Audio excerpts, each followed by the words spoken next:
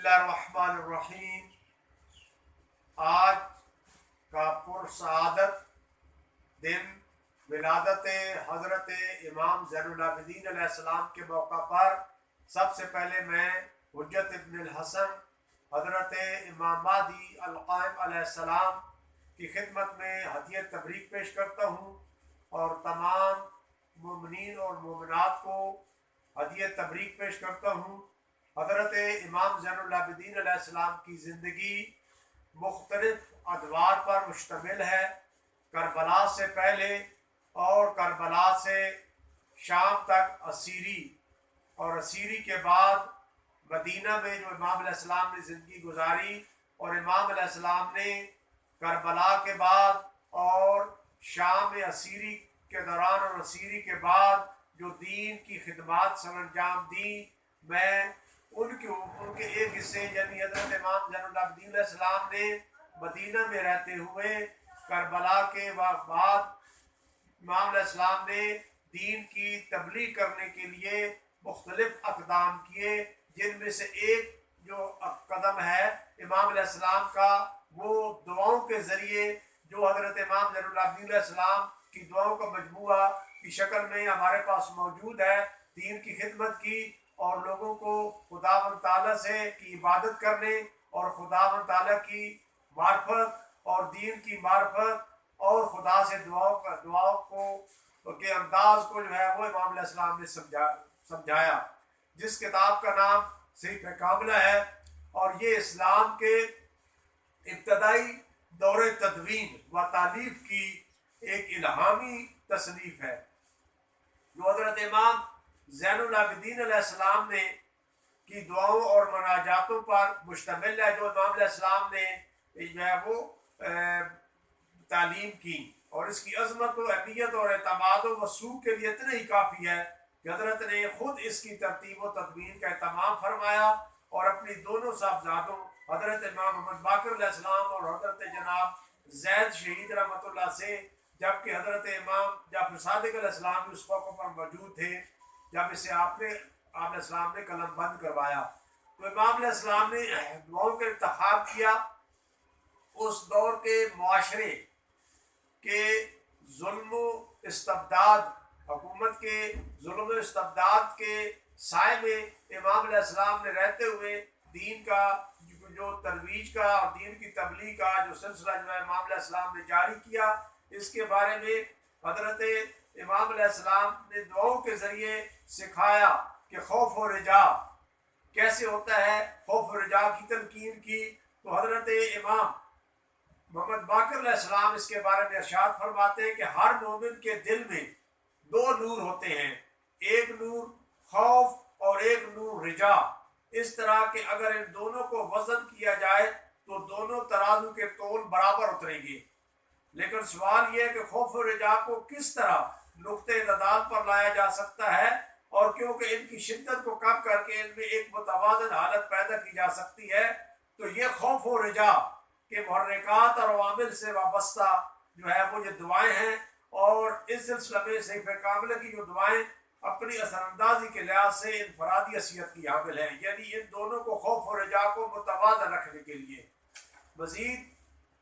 حضرت صحیفہ سجادی کی جو جامعیت ہے،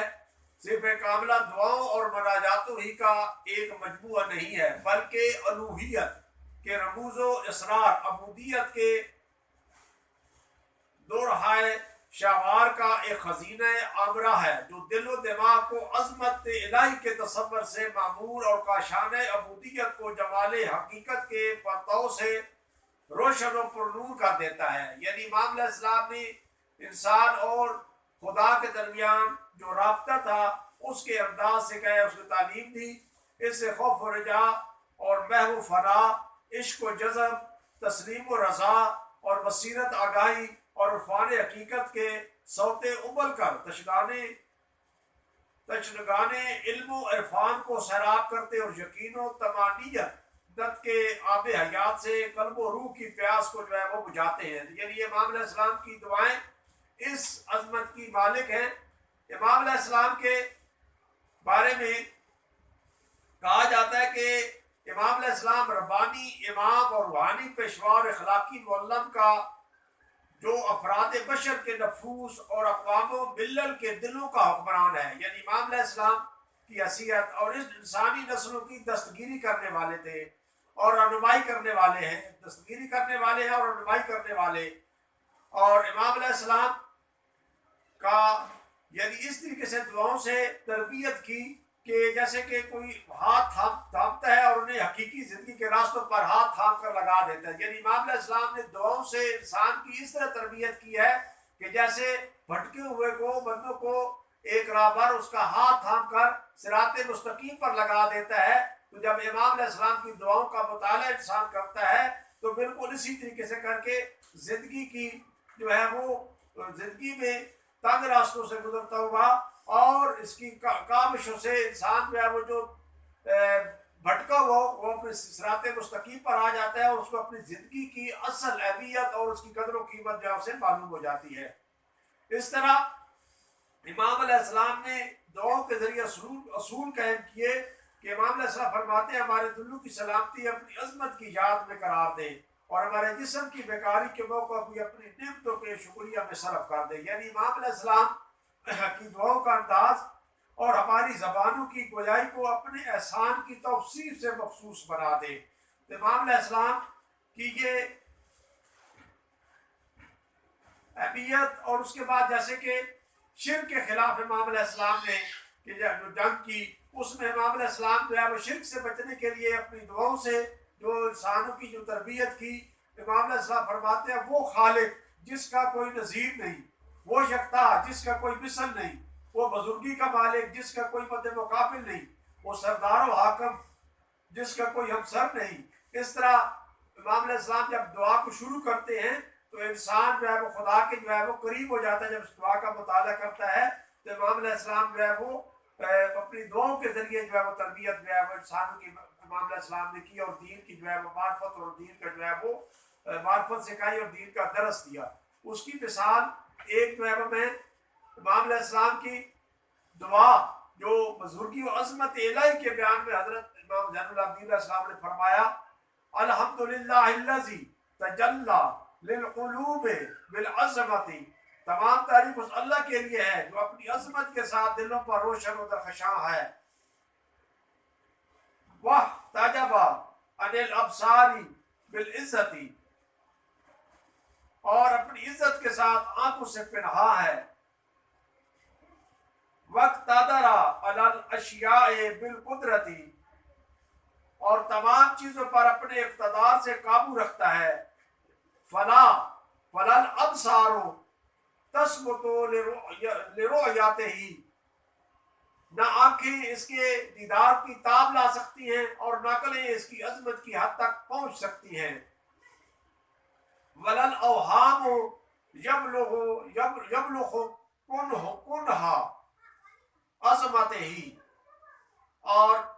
نہ عقلیں اس کی عظمت کی حد تک پہنچ سکتی ہیں. وہ اپنی عظمت و بزرگی کے ساتھ ہر چیز پر غالب ہے اور عزت و احسان و جلالت کی ردا اوڑے ہوئے ہے. حسن و جمال کے ساتھ نقائص سے بری ہے اور فخر و سربلندی کے ساتھ شرف و بزرگی کا مالک ہے اور خیر و بخشش کی فراوانی اور عطاء نعمات سے خوش ہوتا ہے اور نور و روشنی کے ساتھ تمام عالم سے امتیاز رکھتا ہے. وہ ایسا خالق ہے جس کا کوئی نظیر نہیں، وہ ایسا یکتا ہے جس کا کوئی مثل نہیں، وہ ایسا یگانہ ہے جس کا کوئی مد مقابل نہیں، وہ ایسا بے نیاز ہے جس کا کوئی ہمسر نہیں، وہ خدا جس کا کوئی دوسرا نہیں، وہ پیدا کرنے والا ہے جس کا کوئی شریک کار نہیں، وہ رزق دینے والا ہے جس کا کوئی مددگار نہیں، وہ ایسا اول ہے جسے زوال نہیں، وہ ایسا باقی و جاوید ہے جسے فنا نہیں، وہ دائم و قائم ہے بغیر کسی رنج و مشقت کے. تو اس طرح امام علیہ السلام کی دعاؤں کو ہمیں پڑھنے کا، صحیفہ سجادیہ کا مطالعہ کرنے کا اور صحیفہ سجادیہ کی معرفت حاصل کرنے کا خداوند تعالیٰ ہمیں سب کو توفیق اور ہمت اور شوق اور علم عطا فرمائے. والسلام.